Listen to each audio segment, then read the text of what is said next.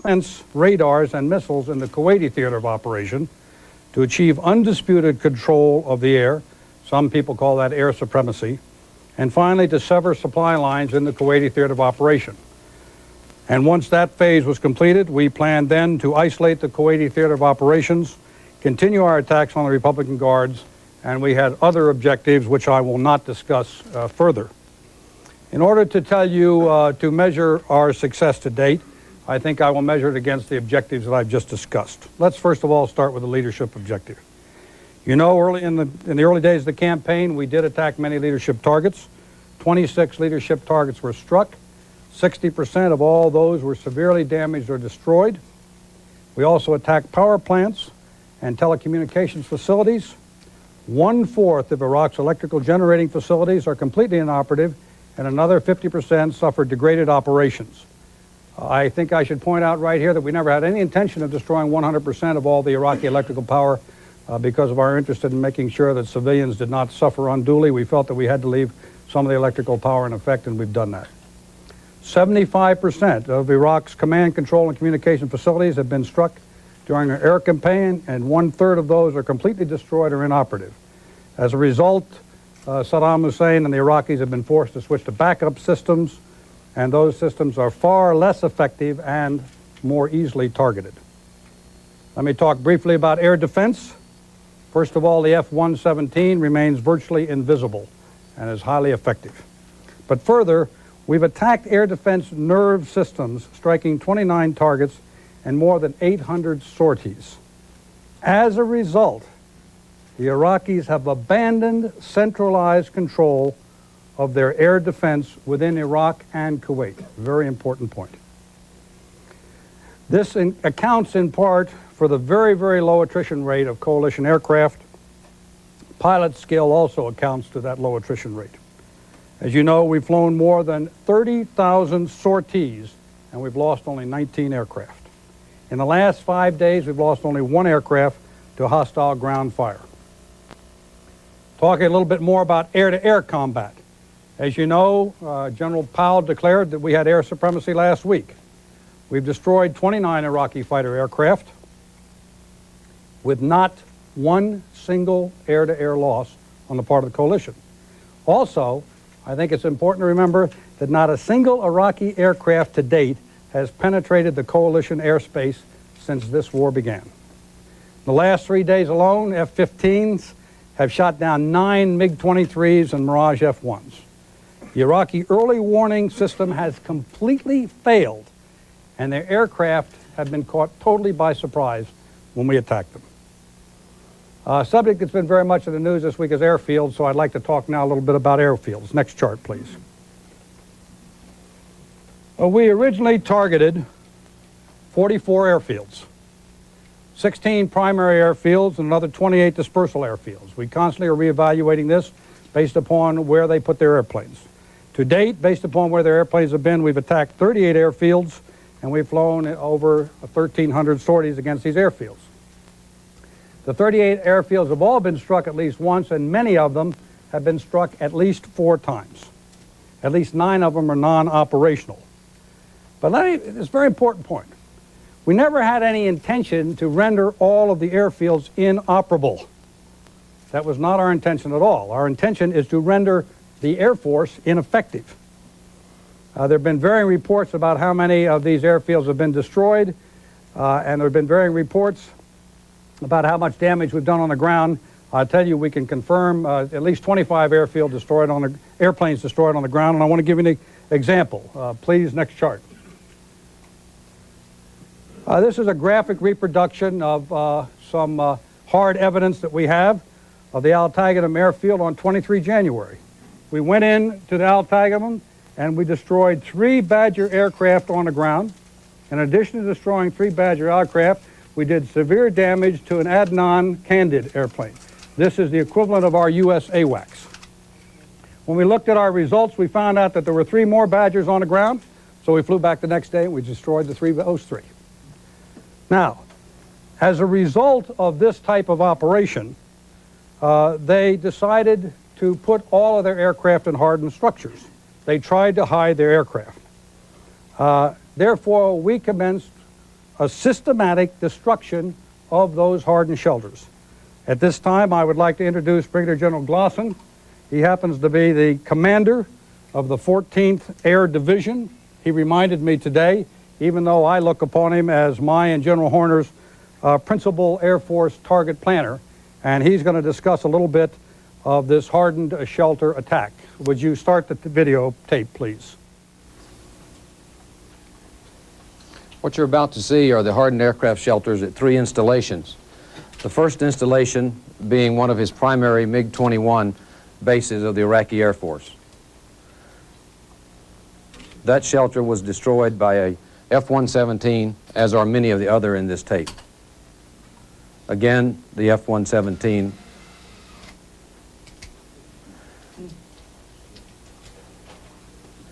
Each and every hardened aircraft shelter obviously does not have an airplane in it, as you can see by the explosion and the degree of explosion.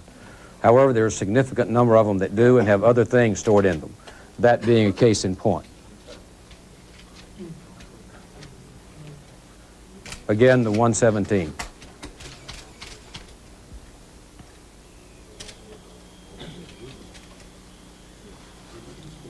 Talil Airfield is one of Iraqi's major F-1 or Mirage 2000 bases. This hardened aircraft shelter was destroyed by an F-111.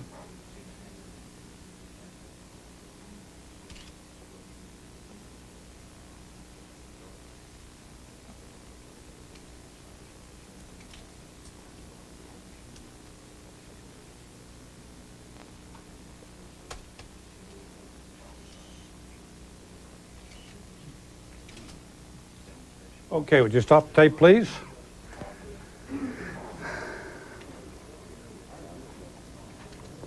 The results to date of this type of attack, if we have destroyed more than 70 of these hardened shelters, and quite frankly, the Iraqi aircraft are running out of places to hide. We now have reports that many of their smaller aircraft, they have moved to roads and hidden them in residential areas that are close to the airfields because they know we're not attacking civilian targets. As you all well know, 89 of their aircraft, and I should say these are their frontline F-1s, Mirages, and their MiG-23 Fencers, 89 of them have flown into Iran. The simple fact of the matter is that now, every time an Iraqi airplane takes off the ground, it's running away. As a result, Chuck Horner, my CENTAF commander, has now claimed air supremacy. I'd like to talk a little bit about the isolation of the Kuwaiti theater of operations. One of the ways we do this is by destroying the bridges that lead into the Kuwaiti theater of operations area. Next chart, please. We've targeted a total of 36 bridges. Out of those 36 bridges, we have attacked 33 of them with over 790 sorties. Obviously, by shutting off the bridges, we shut off the supply lines that supply the forces in southern Iraq and in the Kuwaiti theater of operation. I'd like to now show you a little film of the destruction of the bridges numbered 1, 2, 3, and 4 in order, and give you an idea of what we're talking about. Would you show the video, please?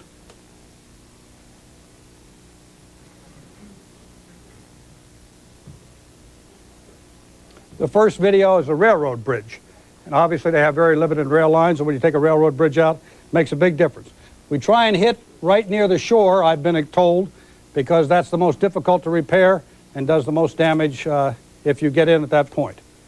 That's one end of the bridge. You'll now see the same bridge again. Notice that's where we hit before. The span's gone. We're now hitting the other end of that railroad bridge.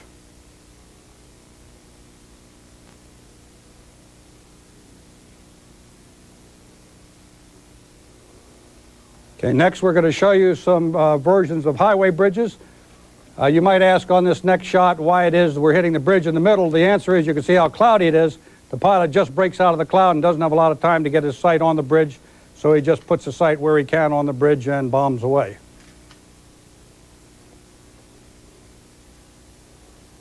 Another type of highway bridge with a different type of abutment structure. Bridge, of course, running this way now.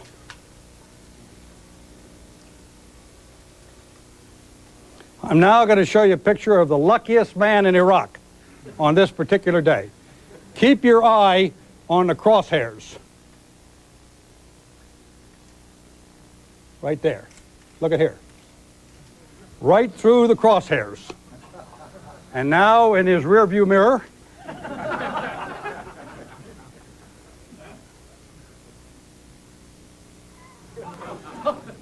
okay, stop the tape, please.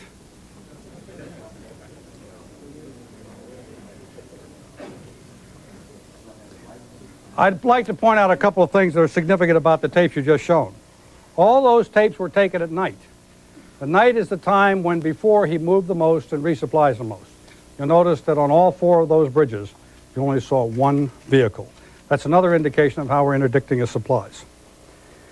2 days ago, we observed a supply convoy backed up for 15 miles on the road from Baghdad to Basra. It was backed up on the north side of the road right near the bridge that we had knocked out. Obviously, we attacked that convoy, and we observed countless secondary explosions when we attacked it. J-stars and other very sophisticated systems give us a level of measure of just how much damage we're doing to his logistics traffic.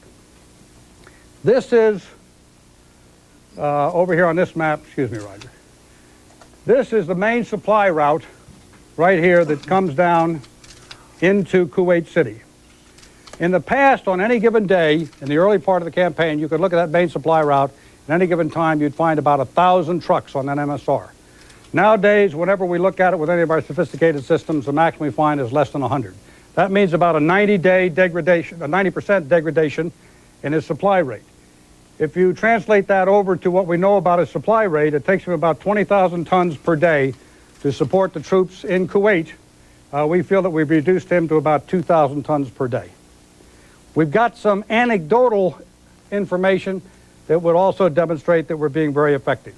We get many, many reports out of Kuwait that Iraqi soldiers are begging for food from Kuwaiti civilians, in many cases stealing it also. The enemy prisoners of war that we've taken have told us that they're receiving only 1 meal a day.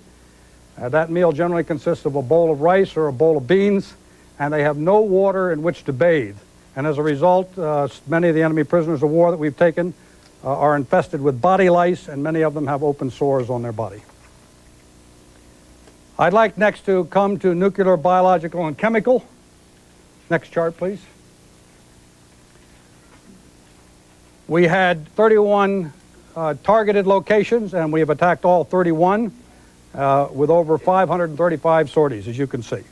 We know this is of great interest to the international community, and therefore we were happy to report that we have destroyed all of their nuclear reactor facilities. Baghdad Nuclear Research Center has been leveled to rubble. Precision-guided missiles and TLAM cruise missiles have struck hard at the nuclear, biological, and chemical facilities. As have the many aircraft we've shown. Over half of them, those facilities have been severely damaged or totally destroyed. We have absolute confirmation that we've destroyed over 11 chemical and biological storage areas, and we've also destroyed or heavily damaged 3 chemical and biological production facilities, and we're going to continue a relentless attack on this very, very, very heinous weapons system. Let me turn now to the Republican Guards. We're on the 28th of January, Marine F&A 18s and Air Force A-10s engaged 3 convoys in South Kuwait with multiple secondaries noted. Frog sites were also struck with large secondary explosions noted. Convoy of heavy equipment transports carrying 20 armored personnel carriers and 8 tanks was attacked, with 12 of the personnel carriers and all the tanks observed burning. 5 to 6 self-propelled artillery tubes were destroyed in the same area. And on 29 January, the Marines sighted 80 to 100 vehicles in revetted positions, and they destroyed at least 34 armored personnel carriers. I'd be remiss if I didn't mention naval operations. The Navy's done a great job supporting the air campaign, and the Navy has flown over 3,500 sorties from our 6 carriers, and they've also launched more than 260 Tomahawk missiles. Chart 7, please.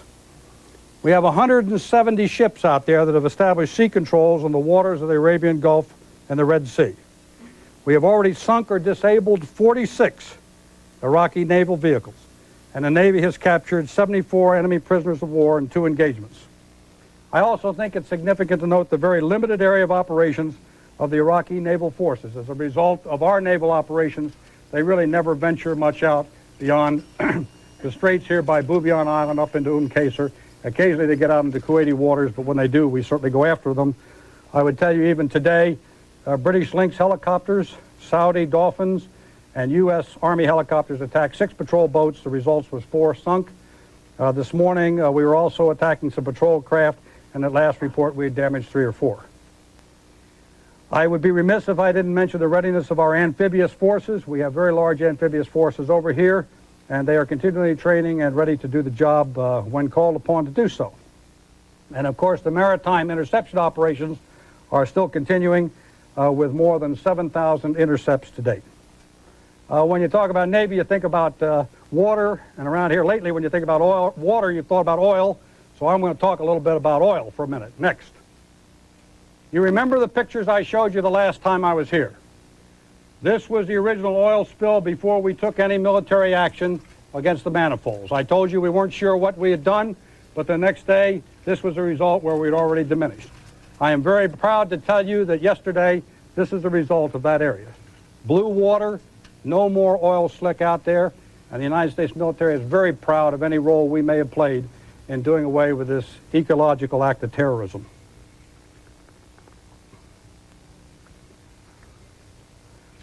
Let me now turn to ground operations. U.S. and coalition forces are defending Saudi Arabia, and we're also repositioning. Until last night, there were no major ground engagements, although the Marines in their assigned sector were routinely receiving sporadic rocket and artillery fire. And in their effort to reduce that, on at least 3 occasions last week, United States Marine Corps conducted artillery raids on enemy frontline units. Iraqi tanks destroyed, 4 enemy prisoners of POW, and the Marines lost 2 light armored vehicles. At point number 2, right here, later on that same evening, another Iraqi battalion came across the border. These were again engaged by AC-130s and Cobras. We destroyed 4 tanks and 13 vehicles. We have had reports that the Iraqis went into, number 2 right here, that the Iraqis did go into Al-Khafji. Of course, as you know, Al-Khafji has been abandoned and deserted since the very first day of Desert Storm, so there was no one there. At position number 3, in the very early morning, Iraqi tanks and infantry again crossed the border.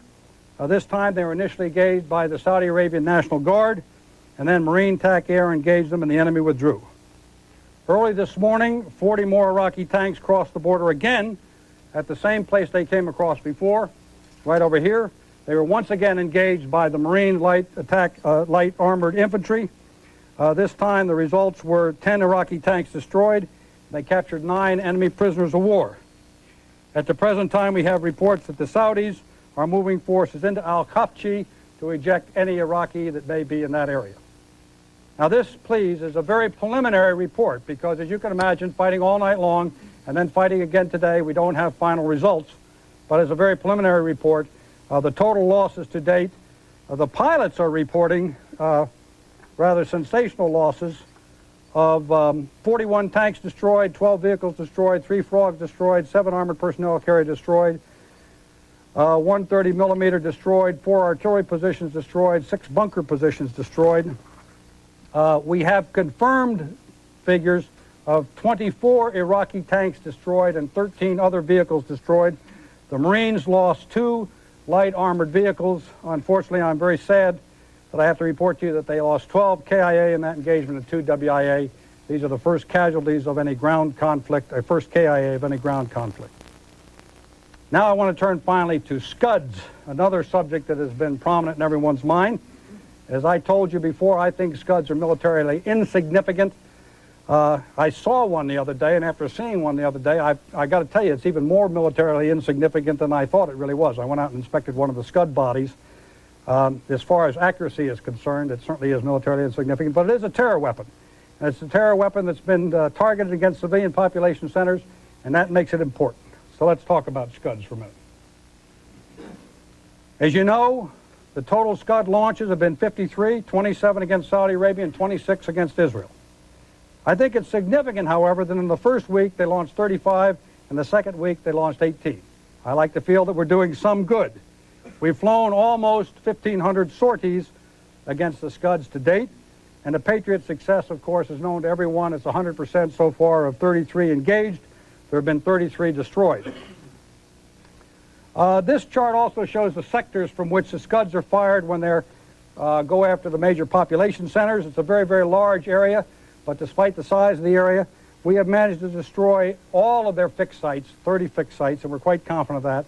We've destroyed all of their major missile production facilities, and the pilots have reported to us more than 50 kills to date.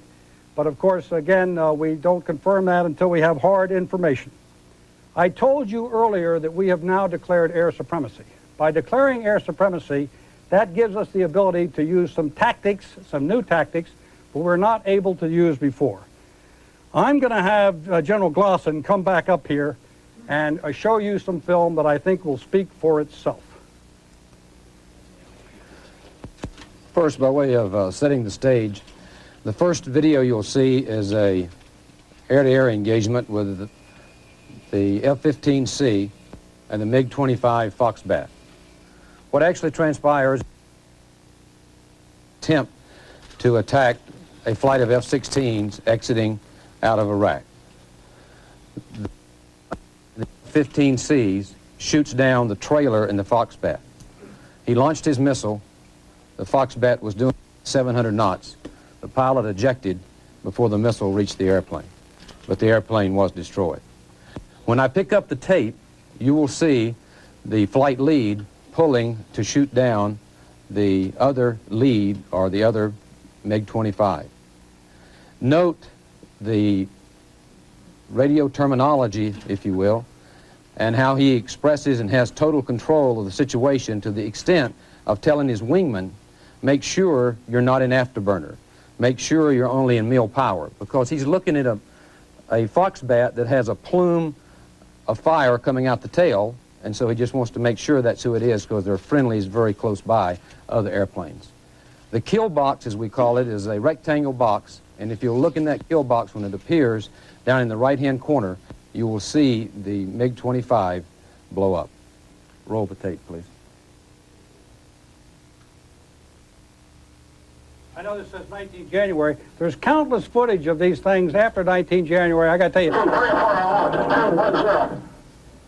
every time I see them, I get airsick. I don't know what's going on. But these, I think it's obvious to anybody what's going on. The bingo fuel call you heard, obviously, was he's getting low on fuel. Bingo fuel. Bingo fuel. Anybody in burners? Everybody out of burners. 3651. That's the MiG-25 right there. Red, southeast 5. Heat-seeking missile he launched, and it missed. Now a radar missile. The heat-seeker missed. The second one was a radar. Flash coming out westbound. And next, I'll put you in the cockpit of an F-15E for an air-to-ground sortie. And through the help of a targeting pod and a nav pod on the F-15E, let you look into the night sky of Iraq as we are attacking mobile Scuds, and show you how, as General Schwarzkopf said, that we have changed our tactics a little bit from the standpoint of being able to do things that we could not do earlier because of the SAM threat.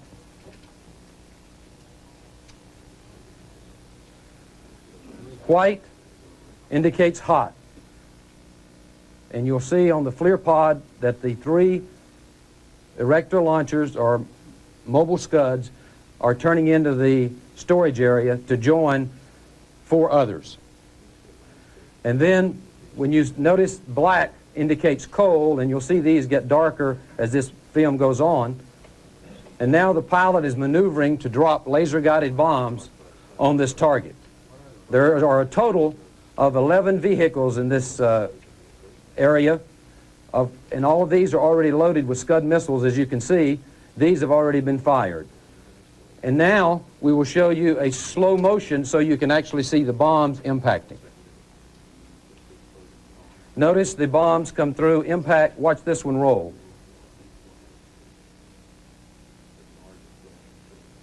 The next thing you'll see is a secondary explosion in this area.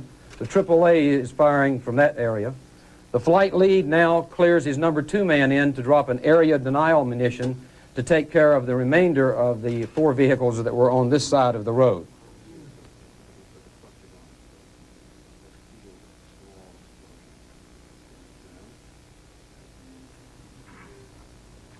Thanks, Buster. Yes, sir. There's a little bit of argument going on in the community as to how much damage we did in this film. The minimum damage we did on the 11 vehicles has been confirmed. We have knocked out at least 3 mobile erector launchers, 4 Scud missiles on Scud servicing vehicles, and 3 more Scud servicing vehicles. The other possibility is that we knocked out as many as 7 mobile erector launchers in just that one strike. I would also like to report to you that using similar tactics last night in western Iraq, we also attacked and destroyed 3 Scud TELs with F-15s, and I feel we preempted a missile attack on Israel last night. Now, I certainly can't say there will be no more Scud launches. You can never say that. But I have a high degree of confidence that we're getting better and better at our ability to find them, and I think this tape speaks for itself in our ability to find them and destroy them, and I assure you we're going to continue to pursue those launchers. One last announcement. Today, we went over 500,000 troops in the theater. Let me just finish up by giving you a very brief closing assessment. By every measure, our campaign plan is very much on schedule.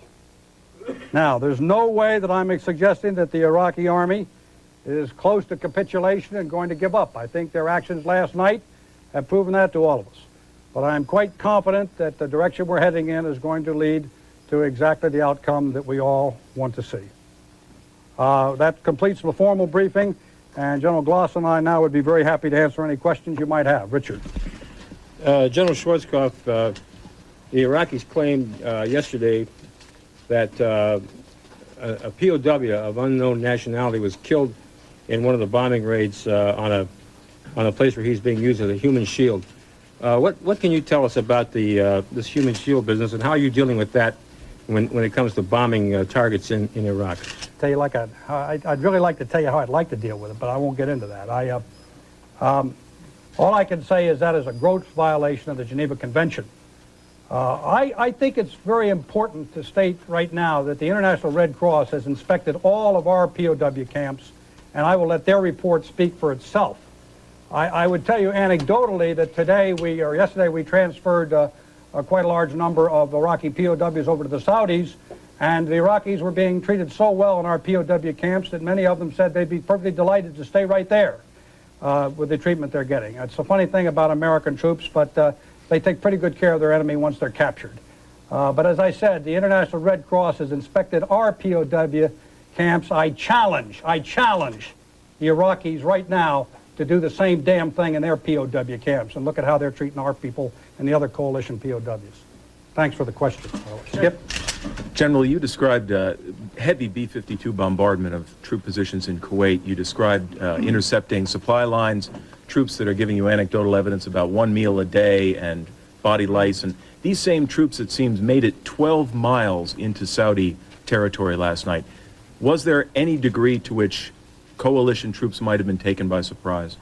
No, I don't think we were taken by surprise. As I said, there was nobody. Khafji had been abandoned. Okay, we had outposts in this area. The outposts reported exactly what we expected them to report. They made it into Ras Al Khalfi, 12 miles, 6 miles. It's irrelevant how far it is because it was considered militarily. The reason why it was abandoned by the Saudis very early on is because, of course, it's in direct artillery range of the artillery right out here in Kuwait, and they didn't want to have bombardments going down on any troops that they had in this position. So in essence, the Iraqis that went into this area went unopposed. The Iraqis that went into these other areas were opposed and, in fact, returned back. I would tell you I don't think that battle is over by a long shot. I expect a lot more fighting will probably occur tonight. And I would tell you that, obviously we've been talking and we're ready for whatever comes in there tonight. But I don't think we were surprised. Yes, sir. Sir, With the Marines engaged here, can you tell me how many American troops are in the forward positions there? I had the No, I'm not. I would never tell you how many American troops are in the forward. I don't mean how many, but Enough. is there quite a bit? Is there quite a bit of American troops in the front lines? There's enough American troops where we need them to do the job. That's about all I'd like to say on that. Yes. Could you share with us your views on the threat of Saddam Hussein to use chemical weapons against civilians, to escalate the war, to pull more surprises of that sort, to use biological weapons? Do you think those threats are credible or not? And what steps, if any, can you tell us that you're taking to meet them? Well, as we've said all along, we don't discount anything on the part of Saddam Hussein. I think some of his other actions, some of the things he's done today have demonstrated that he's willing to do anything. So I frankly, having seen the accuracy of the Scud missile, once again, I don't think that the Scud missile from a military standpoint, or even its ability to lay down a very, very dense, wide, long type gas attack, because it takes many missiles with a certain degree of sophistication to do that. I don't think that that's going to happen. On the other hand, there is no telling whatsoever what he might try and do with a single warhead on top of a single missile, and therefore I would never discount that possibility.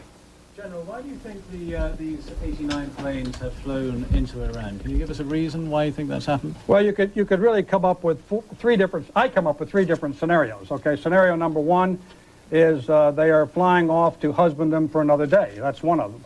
Okay, husband their resource for another day. Scenario number two, you have that they are flying in there to launch an attack,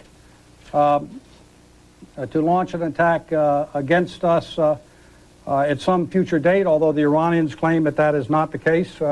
And to date, I see no reason why we shouldn't believe the Iranians. Scenario number three, and we've had some reports that some of those people were defectors. So it could be any one of those three things or a combination of all of them. But I think it's a very good sign that they don't feel confident where they are. They got to run someplace else to hide, and I'm delighted with that outcome. General, Joe. General Glosson, in the film of the attack on the Scud launchers, you said something about an area denial weapon, and we saw quite a large piece of landscape light up there. What kind of weapon is that? That was a CBU-87, referred to as a cluster bomb munition, and it's for the purpose that it was used for there. I think right back there. General, could you tell us how many Iraqi troops and tanks have so far come across the border in these engagements down here? No, I really can't. I told you about a battalion, I think, in each case, and there's about 40 tanks per battalion. And again, we're not in the business. Obviously, we're shooting, not counting when they come across. So Just one follow-up question. Sure. Given this entire presentation tonight about the effectiveness of the coalition air forces, is there a chance that there won't need to be a ground war? There's always a chance of that. But certainly, I'm, as a military planner, you always plan for the worst case rather than the best. And I'm certainly not going to assume away the capabilities of the enemy at all. And the mere fact that they launched this spoiling attack or whatever it might be indicates that, they certainly have a lot of fight left in them. So I'm not discounting that. Right here, yes.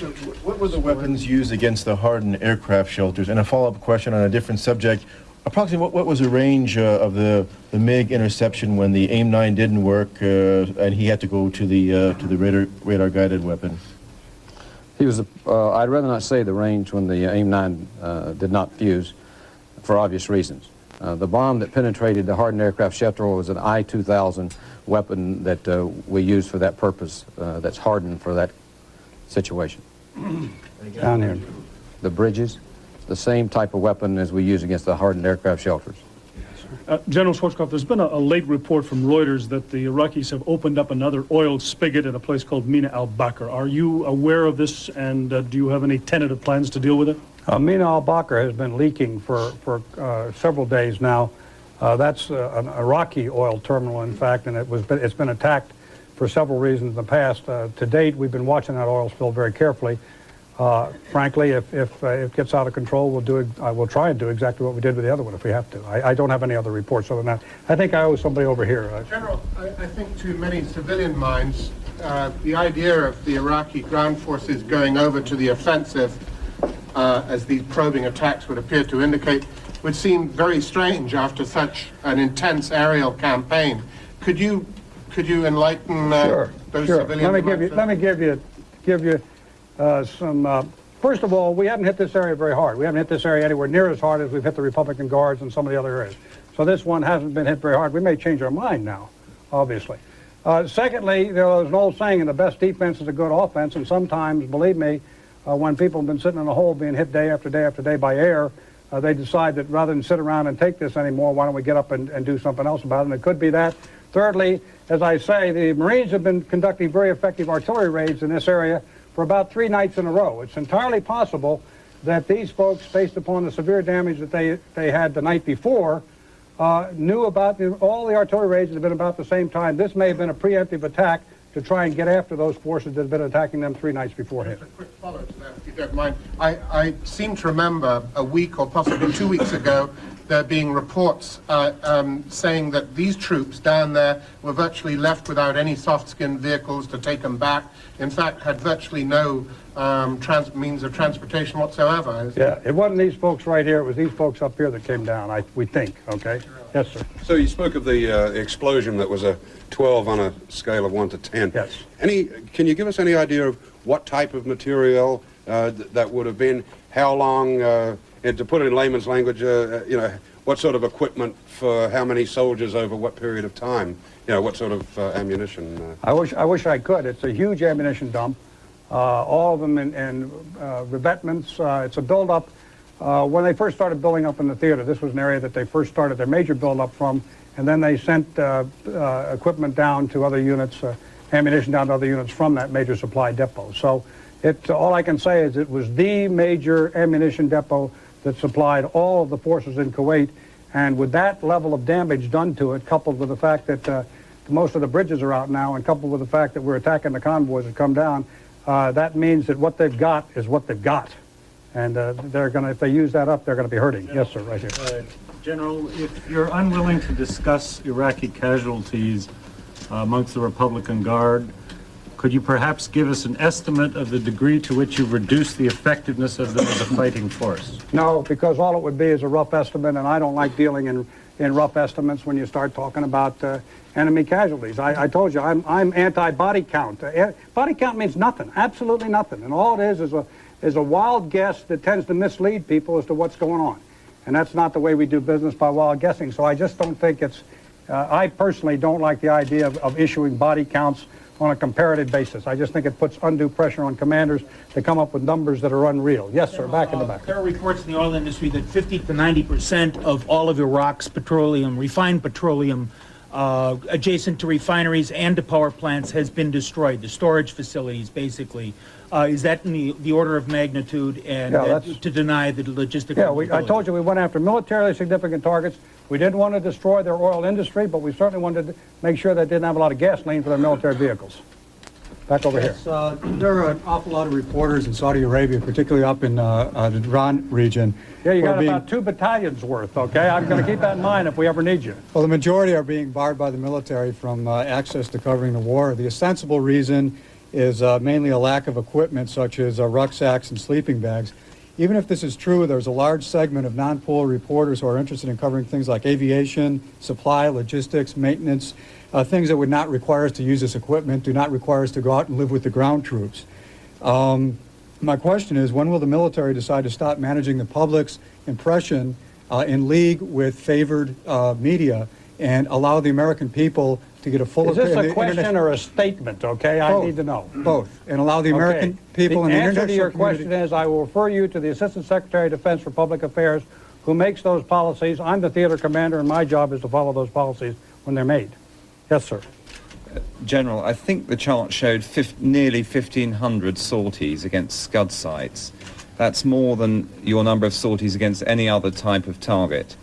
Do you consider that a proportionate military effort on the Allied side for something which you say is militarily insignificant?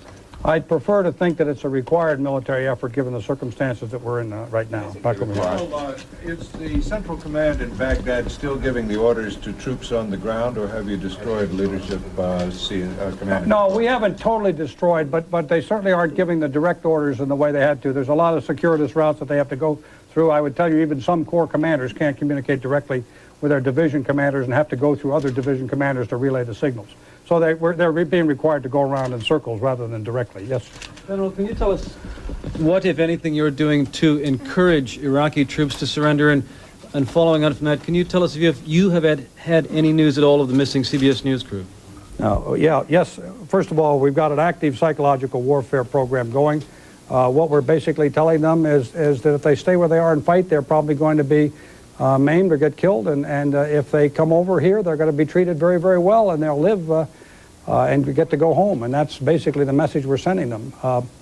The second question was... if you know what the CBS guy. No, we found their vehicle, okay, and then we got the very best trackers we had, and we had those trackers follow their tracks, and their tracks went into Kuwait, and of course that's as far as we could go. We're very concerned about it. I've alerted all my commanders. We're all constantly on the lookout for them, but that's about the best information I can give you at this time. One follow-up. How are you getting the message to the Iraqi troops that they stay and they die, or they can surrender and be treated well? I'd rather not answer that question. Thank you. General, 3 days ago you gave us a briefing on the military effort to take out those manifolds at the Amadi oil fields. You talked about the airstrikes that went in. A Washington newspaper ran a story saying that the Navy SEALs were ready and willing to go in and do that job, but that you told them no. Is that true? Normally in response to a question like that, I would say that report contains some inaccuracies. However, reverting to my old style, I would describe that report as bovine scatology. Okay, better referred to by the troops as BS. I don't know who that guy's source is, but he ought to get a new source because his source is a liar. General. Yes, sir. I want to see if I got this right. I get the impression that the Iraqi troops have seized Khafji. It's a little border town there, I know. We've all been up there. And that not American troops per se, but the Saudi National Guard troops, which I don't remember if they have that much armor, are trying to retake that city. Is that accurate? I think I'd really rather leave a question like that to the Saudis because they can give you a lot more details on that. We work very closely together. The Saudis have reported to me that they're mounting an operation to go back into Khafji. I wouldn't really say the Iraqis have seized Khafji. You know, when you walk into an uninhabited place, it's really not much of a seizure. They're occupying it? Huh? They're occupying Khafji? The last I heard, there were some there, okay? But again, I have no confirmed evidence that they're still there. And let's wait and see what happens, or let the Saudis brief you on that, because I think they can give you better information, yeah. General, without revealing any military secrets, can you tell me what will be the factors or the criteria for you to decide if to begin a ground attack and when to begin a ground attack? First of all, I do not make that decision. The President of the United States, in consultation with the Secretary of Defense, the Chairman of the Joint Chiefs of Staff, will make that decision. The second answer is no. Okay? Yeah. What is your reaction to the communique out of Washington the other day with Moscow and Washington talking about a possibility of a ceasefire if Iraq shows any indication whatsoever of pulling out of Kuwait? Do you think it's feasible from your perspective to conduct a ceasefire? I think that the correct answer to that from my part would be everything I know, we have no intentions whatsoever of terminating this military campaign until we've accomplished the objectives that were announced at the outset. I'd refer any other comment to the White House on that.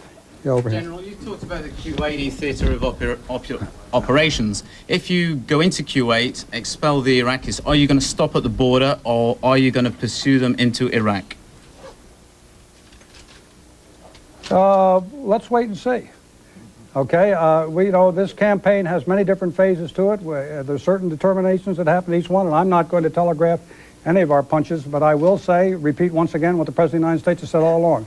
That's our argument is not with the Iraqi people. Our intention is not to conquer Iraq in any way or reduce Iraq to a non-country. Never has been. So can I follow up? The UN resolution says to expel Iraq from Kuwait. You're just leaving the option open that you may pursue them into Iraq. Is that correct? I'm not leaving any options open. I'm not leaving any options closed. I'm just saying that we have a military campaign that we're going to execute, and I'm not going to go into any of the planning options beyond that. Back in the back. Yes, sir. Sir, you spoke of interdicting the main supply routes. Is it possible that the enemy could shift to secondary supply routes effectively, pickup trucks, jeeps, mule trains, etc.? Yeah, there's always that possibility, but that's pretty rough to do. They have a very limited road net, and of course, with the Tigris and Euphrates being where it is, you got to go across the Tigris and Euphrates. I would expect to see pontoon bridges being put up.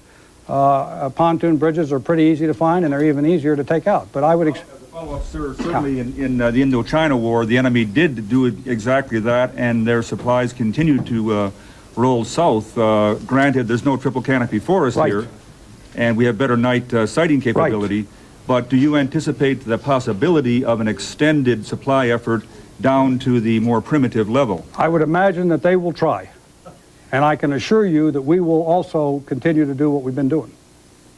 Big difference between here and Vietnam as far as the air operations and the ability to interdict supply lines. Yes, sir. General, you mentioned the Marine casualties of 12 dead and 2 wounded. In your estimation, is that unusually high for an encounter of that size? Oh, no, particularly when you consider, you know, the number of tanks that were involved, the number of tanks that were knocked out, and that sort of thing. 12 is not unusually high. Listen, any is unusually high as far as, I mean, any is intolerably high as far as I'm concerned, but unfortunately, that's going to happen.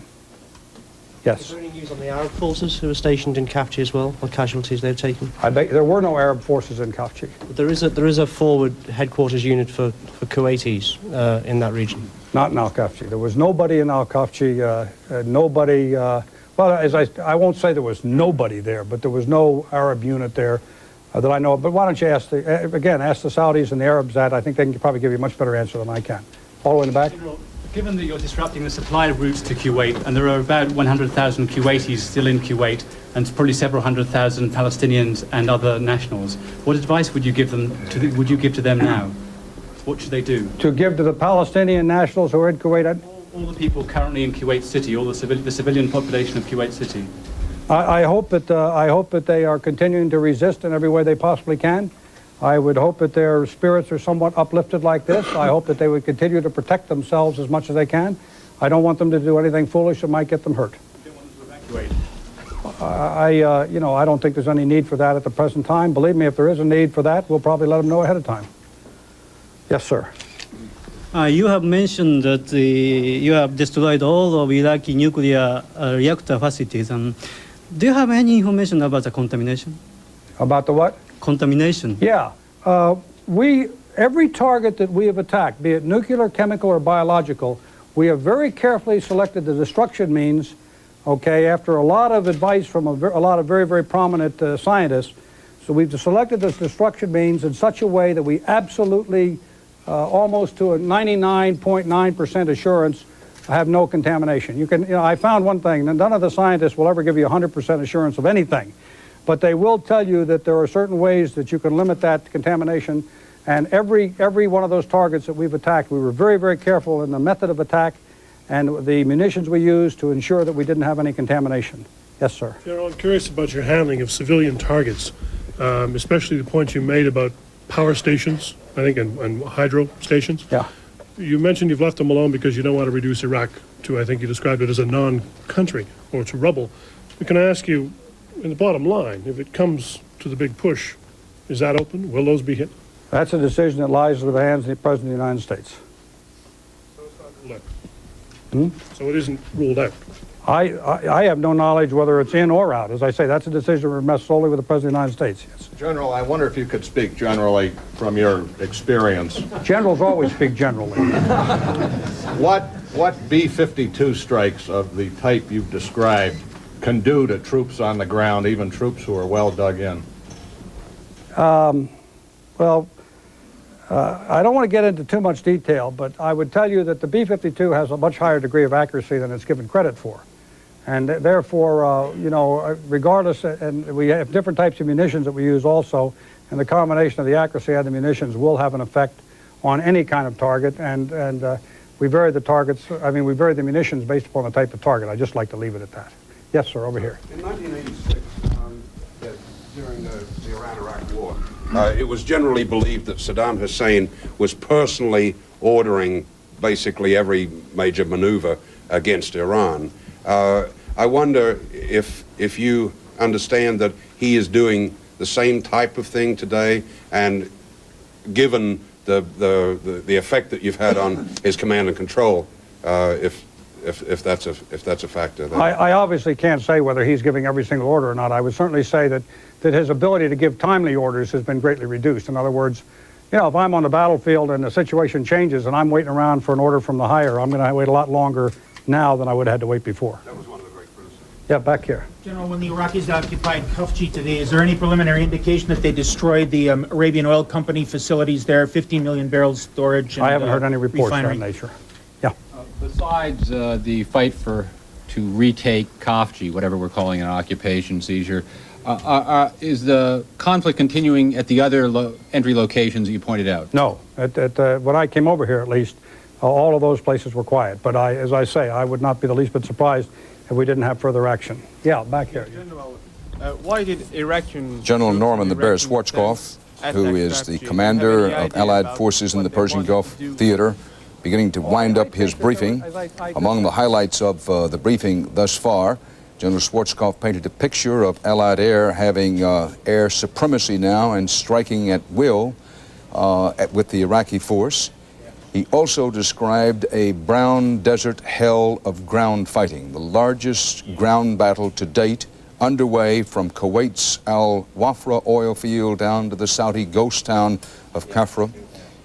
Street fighting in Kafja now. U.S. Marines battled Iraqis in the moonlight in freezing temperatures.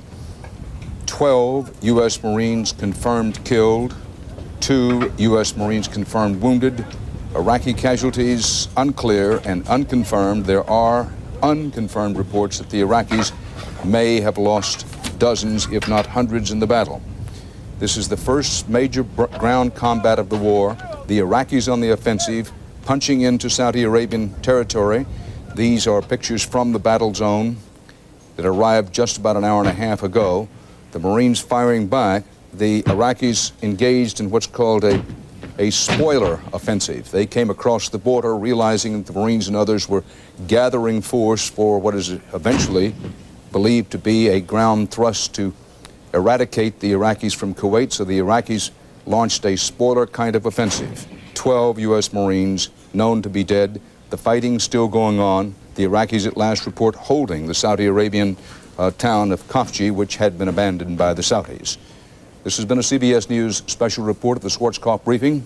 Stay tuned to this CBS station for further developments. Dan Rather.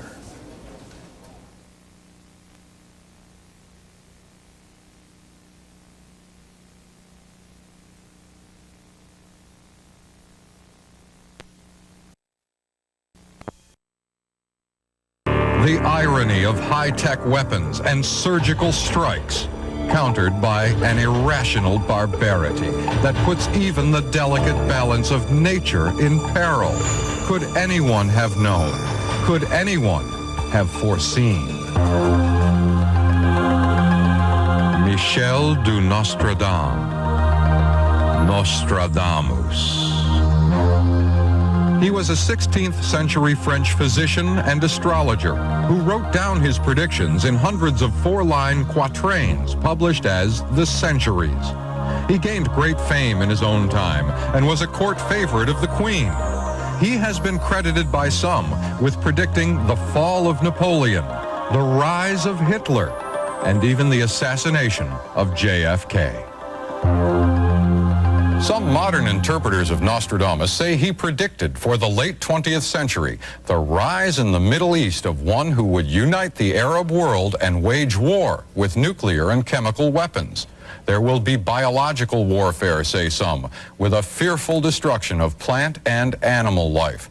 Again, that's how many interpret what Nostradamus wrote. But what did he really say?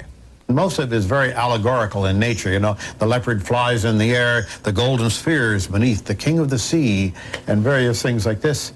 You can interpret it almost any way you want. Would you name the card that you selected as being the highest one? James Randi, better known as the Amazing Randi, is a magician who's made his life's work exposing the hokum generated by alleged psychics, faith healers, astrologers, and prophets. What card was that? Well, that was a 4 of spades. No, it actually wasn't. It was a 10 of spades. For his book, The Mask of Nostradamus, Randi painstakingly examined the oldest available writings to determine what was really being said. His research suggests some modern interpreters have been playing fast and loose with the source. Rewritten a lot of what he wrote. They have rephrased it. They've changed the spelling, the capitalization, the punctuation. They've moved lines around very subtly over the years. He tried hard, but in 103 cases that we have on record where you can identify what he's really talking about, he was wrong. And what about the alleged prophecies of the Persian Gulf War? Interestingly enough, one of them, which mentions the blue-turbaned king, was also used to explain Gaddafi and also used to explain the Ayatollah Khomeini when he seized the American embassy. Many see quatrain number 525 as the one that refers to the present situation in the Middle East. The Arab prince, Mars, Sun, Venus, Leo. The rule of the church will be overcome by sea toward or near Persia, very nearly 1 million, and we have 680,000 troops there so far.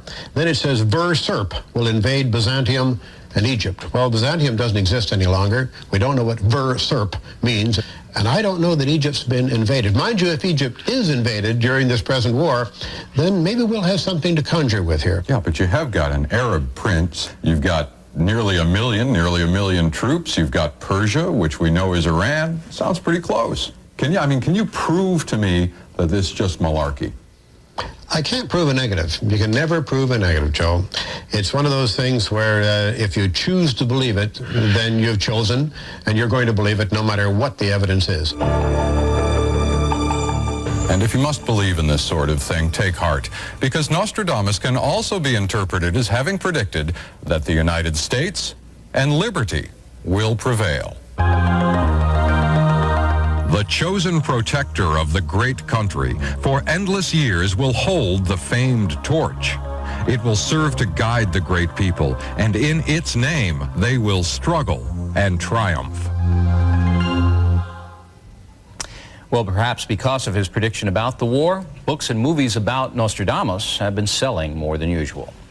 And we'll be back in a moment with U.S. troops in California who are doubles for the Iraqi army.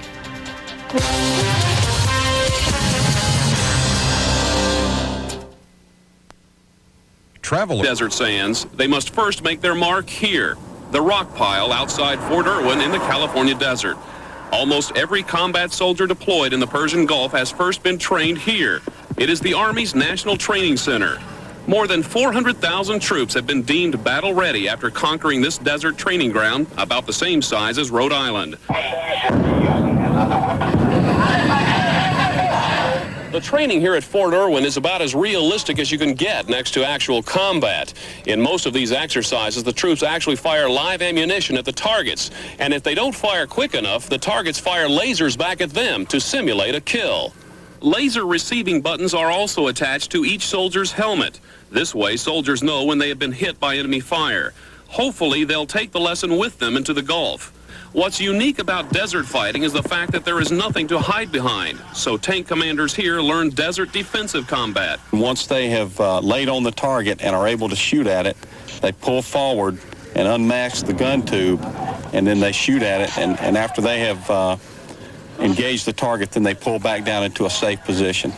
The war in the Gulf will be played out primarily with tanks. So learning to hide, appear, focus in, shoot, and hide again is vital in the tank crew survival strategy. And the crews know all too well this is their last practice run. I picture that target out in the field that I'm shooting at as being a real enemy. He's pointing at me, he's going to shoot me if I don't get him first. All of this battle practice is monitored by way of roving television transmitting trucks. At a command post miles away, computer screens recreate the battles, showing which units performed well and which were killed or hit by the enemy first. The only difference being that when they get to the Gulf, the bullets being fired back at them will be real. And that's a big difference. And that's it for us today. Thank you for watching Inside Edition. I'm Bill O'Reilly. We hope to see you again tomorrow.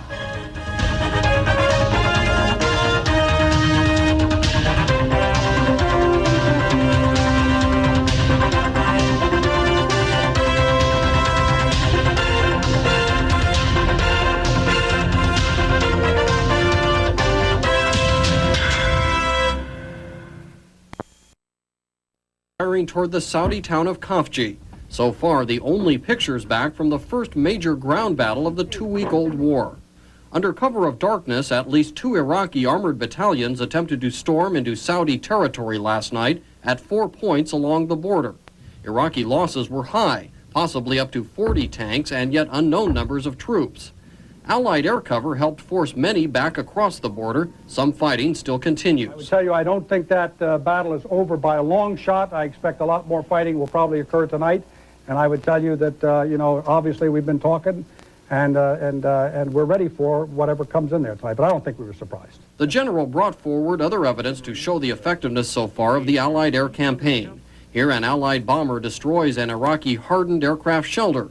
And here, an American F-15 shoots down an Iraqi MiG. The simple fact of the matter is that now, every time an Iraqi airplane takes off the ground, it's running away. Bridges have become important targets, the command saying they believe they have cut off forward troops from resupply. I'm now going to show you a picture of the luckiest man in Iraq, right through the crosshairs. And now, in his rearview mirror, other videos show Allied planes dropping bombs on mobile Scud launcher sites, knocking out at least 7 in this one attack alone.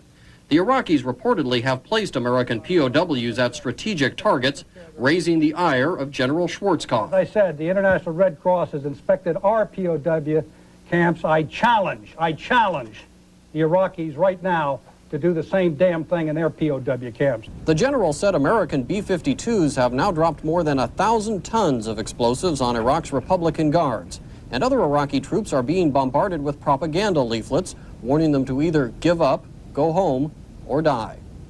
In Washington, Mike Goldfein, WBAL TV 11 News. Well, thousands of families were hoping this day would never come. But when the first casualties in the airstrikes were announced, it seemed that the ground war was inevitable.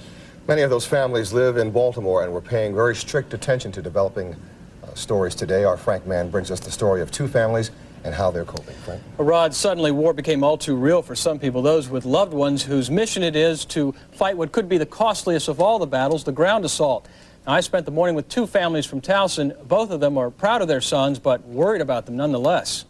There's enough American troops where we need them to do the job. That's about all I'd like to say on that. 10,000 miles from the war, Ralph and Betty Lou Chenoweth watch the news at home. With a son among the ground troops in Saudi Arabia, the war for them has just begun. We dreaded it, but when I first heard about the Marines, I knew that this was probably the beginning of it. Major Mark Chenoweth is an intelligence officer for the 101st Airborne. Since Desert Storm began, his parents haven't heard from him. They don't know where he is or what he's doing.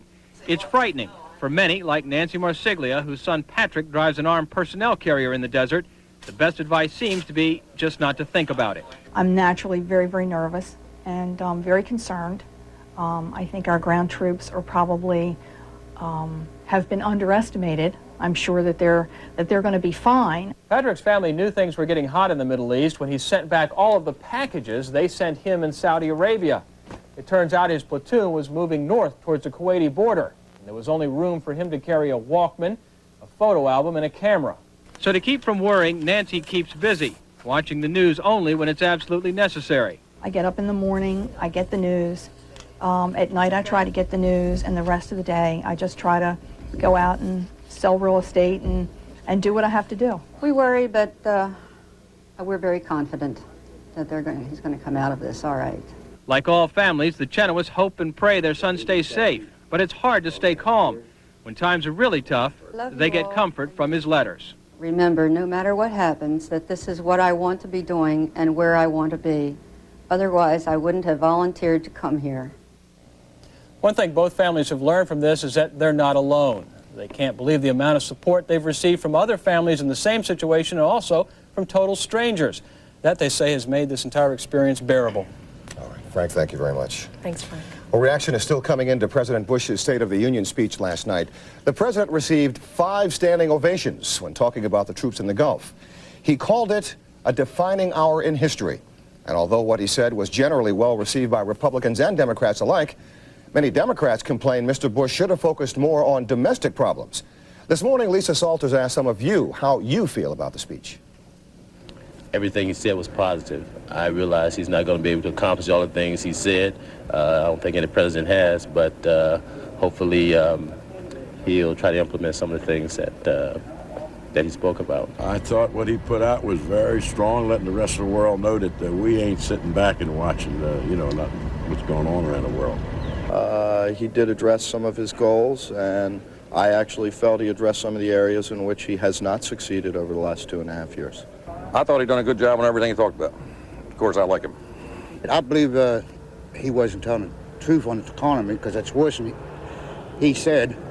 Anything I thought he said about the war, that's the only thing I thought he told the truth about. The State of the Union address last night marked the 9th time a U.S. president has to make that speech during wartime. Camilla? Well, President Bush's State of the Union address may have been a rousing battle cry for the war in the Gulf, but he's only getting mixed reviews on how he'll deal with the nation's domestic problems. Jim Nash of our Washington newsroom has more. Congress was in session today, but it doesn't usually begin much serious work until after the president's State of the Union address. Last night, lawmakers cheered the president's war effort, but reviews of his domestic plans were not as favorable. What was contained in the domestic part was lacking, and particularly, I think he underplayed the severity of the recession that we face and where the economy may go. To get the banks to do some things, make some loans so we can get some construction going is important to the domestic end. The fact that he's going to have IRAs penalty-free for first-time homeowners, I think is very important. Among the programs Democrats want to see most are an energy policy, particularly while attention is focused on the Persian Gulf and foreign oil, banking reform to cope with the deepening financial crisis, and of course the usual education, health care, crime and drug programs. Without mentioning the record federal deficit, Bush offered no costly new programs to relieve widening unemployment. Instead, he concentrated on plans to ease pressure on families. My budget again includes tax-free family savings accounts, penalty-free withdrawals from IRAs for first-time home buyers. Washington observers are saying today that little domestic progress can be made with so many resources being poured into the war. It's more likely to be things like a civil rights bill, parental leave, campaign finance reform, things that don't have a big price tag. Next Monday, the president's detailed budget plan is due on Capitol Hill. In Washington, Jim Nash, WBAL TV 11 News. There's more ahead here on Live at 5. But first, another tribute to Maryland men and women on duty on the Gulf.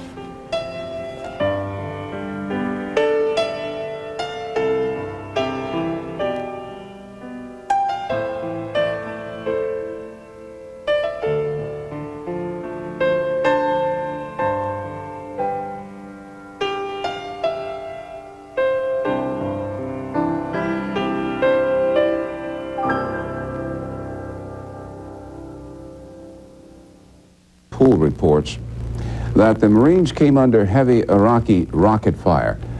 My question to you, obviously you have to predetermine that you're going to target an area if you're going to fire rockets. My question is, do you think, based on all you know, that in planning this operation against the Allied forces, the Iraqis actually sought to suck into this town the Saudis and the U.S. Marines?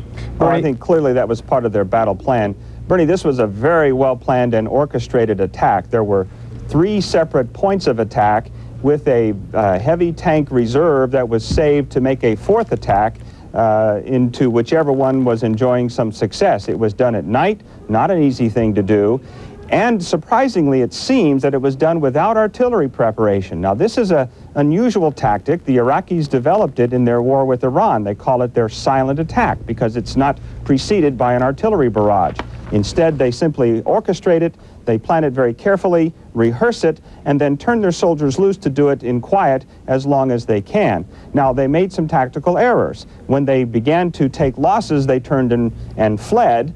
And when they found success, they sent the armored column down the wrong attack. That is to say, they enjoyed success in Khafji, but the armored column, it went farther to the west and went up against the Marines who had just defeated another one. So it was not very well executed. Now, what I think is going to happen is if they are trying to draw more Allied casualties, what they'll do is they'll send another brigade down towards Khafji to continue to make this look like a very big firefight, to draw more reserves away from the Marines and the Saudis and the other Gulf state allies that are defending in that region, Jim, again, to generate more casualties. Jim, Yes. On that point, let me interrupt you, and we'll come to you, General Smith, in just a moment. Why not have air patrols over that area so you can spot what's on the ground? Why wait to be surprised? Why not continuous air patrols? Well, I don't know if there were continuous air patrols, but much of the tank-killing action in this battle was, in fact, inflicted from aircraft. General Schwarzkopf mentioned A-10s that were brought in to defeat the Iraqi armor. We heard of attack helicopters. We heard of a system we haven't seen very much in this conflict so far, the AC-130 gunship. That's a big transport plane with a great big cannon loaded in the rear. It was used in Panama to level General Noriega's headquarters. It was used effectively against the armor. The problem is you very quickly run out of airplanes when they're attacking you with dozens of tanks at this rate, and so they very quickly close on the defending infantry, and that's what it seems to me is what happened, at least in Khafji. Okay, let's button up with the thoughts of General Perry Smith. Yeah, let me just add to that. I think also it's very useful for us to draw them in. In other words, as they came across the line, it may be useful for them to get far enough in so that when we do attack them, they have nowhere to run and we can really eat them up. So I'm not sure that we're not seeing really first-class tactics there and drawing them in. In sum up, I think at the 2-week point, the air campaign is going pretty well as planned. There's more work to be done. What has not been mentioned now is the anti-aircraft artillery is so light now that the A-10s and other aircraft can begin to make multiple attacks against targets. In other words, they can go 3 or 4 times on one sortie, get maximum value out of their munitions. And another thing is those tanks in the area just north of the Saudi border can be found. They're not totally camouflaged, and we're taking them out slowly but surely, and so we're disarming them by air power quite successfully at this point. Our thanks to you, General Perry Smith in Atlanta, and here in Washington, James Blackwell. When we return, Saddam Hussein, George Herbert Walker Bush, their methods, their motivations. We'll talk to Middle East specialist Robin Wright and presidential historian Michael Beschloss.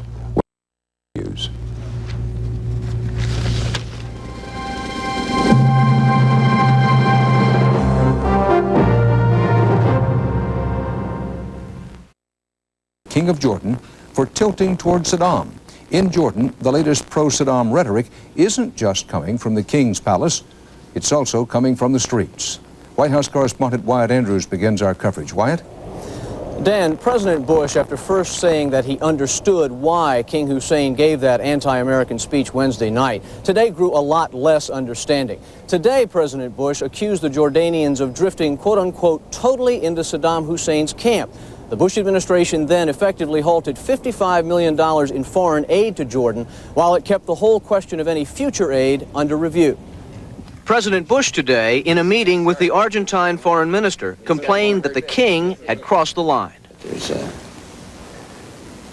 quite some concern now about what appears to be a shift in the Jordanian position, and yet we're concerned about it and don't understand some of the rhetoric coming out of there. In his speech, King Hussein accused the United States of making war against all Arabs and of using the UN to mask a secret desire to destroy Iraq. While U.S. officials realize the king must play to his Palestinian subjects, there's also resentment that the king went overboard and gave official blessing to a groundswell of pro-Iraq, anti-American anger. In that speech, there was not one single solitary mention of withdrawal from Kuwait. There was not one single solitary mention of Saddam Hussein invading an innocent neighbor. Israel, too, saw danger in the speech. It saw a king who fears for his rule and his life. We have been following his public utterances, and we are worried, not only about us, but also about him. So why threaten to cut off Jordan's money? U.S. officials say they wanted to send a signal strong enough to get King Hussein to ease off the rhetoric, but not so strong that it further undermines the king or tempts him to enter the war. Wyatt Andrews, CBS News, the White House. In the streets of Amman today, there was no sign Jordan is turning back on support for Iraq. On the contrary, the demonstration that brought thousands of Islamic militants together outside a local mosque was the largest since the war began. Men pointed daggers toward the sky in a symbolic oath to wage a holy war. In a separate march, women pushed baby strollers. They voiced disdain for Washington's decision to review financial aid to Jordan. We have had it with the West. We have had it with their lies. Double standards, double standards. Jordanians have rushed teams of doctors and medical supplies to Iraqi hospitals. They have run the gauntlet of fire along the roads to Baghdad and back. The doctors tell of rapidly deteriorating conditions in Iraq's hospitals, caring for the crush of war victims without electricity or water in cities where the air raid sirens never seem to stop. Suppose we start the operation, after 15 minutes there will be an airplane attack, there is alarm, they stop the generators, you need to continue the whole operation on just kerosene candles. Doctors say there is a critical shortage of antibiotics and pain-killing drugs in Baghdad. Conditions in hospitals in other towns are described as far worse. Sometimes you don't have blankets to cover the patient. Even no beds is available. Even in this winter condition, you have patients on the ground. They do them operation even without medication, without painkilling. Because hospitals are without telephones, medical teams have no overall picture of civilian casualties so far. But clearly, there are many to be mourned, and there may soon be many more. Reporters arriving from Baghdad tonight confirmed what some in Washington had feared, that Iraqi units have moved into residential areas, seeking civilian cover from the airstrikes. This is something we weren't allowed to report at the time. We saw entire squadrons of tanks, for instance, parked in palm groves next to villages or houses. The Iraqi army is using residential camouflage. Saddam Hussein appears to be trying to blur the line between civilian and military and trying to force the Pentagon to reassess how close to strike at places where innocent people live. Doug Tennell, CBS News, Amman. Joining me now at CBS News headquarters here in New York is our CBS consultant on the Middle East, Professor Fuad Ajami of Johns Hopkins University. Fuad, thanks for being with us this afternoon. What is it with Bush and King Hussein? Are they near the final break, or is this another one of these complicated diplomatic ballets? Well, look, this is really a serious crisis between these two men. President Bush is a man who prides himself on his personal touch with other heads of state. King Hussein is a man he knows. King Hussein is a man Bush trusts, Bush understands. We've told the Jordanian monarch, the American government in effect indicated to him in every way it could, look, we understand your situation. We know you have to stay one step ahead of the crowd because this is your life insurance policy in Amman. We know that your own population has been carried away with enthusiasm for Saddam Hussein, so you can stay ahead of them. We understand this. We understand your game. But in the final analysis now, it would appear that the speech that the King of Jordan has given really is the straw that broke the camel's back, no pun intended. And this is a serious crisis between these two men, between President Bush and King Hussein. Have we over or underreported what appears to be rising anti-Americanism, pro-Saddam feeling in the Middle East? I think we're trying to understand it. I think even the White House is trying to understand it. We have gone into this region. We've gone to do orders work. We want to bring order to the Middle East, but the people of the Middle East don't seem to be getting it. We think, the crowds in Amman are against us. The crowds in Casablanca are against us. And in some measure, we look at that world and we say, well, where is this gratitude? Where is this moral outrage with Saddam Hussein? And we don't see the moral outrage, and we don't see the gratitude for the U.S. But I think on King Hussein, they really want to keep him in play. The Bush administration would like to keep him in play because they know, they look around that region and they know there is no alternative to this man. They need him, Israel needs him, and this probably is King Hussein's own little game. He knows that you can run afoul of George Bush and still be saved, but you can't run afoul of Saddam Hussein and the Palestinian mob in Amman and be saved. Fuad Ajami, thank you very much for being with us. Stay with us now for more news, including Frank Courier on the cause of the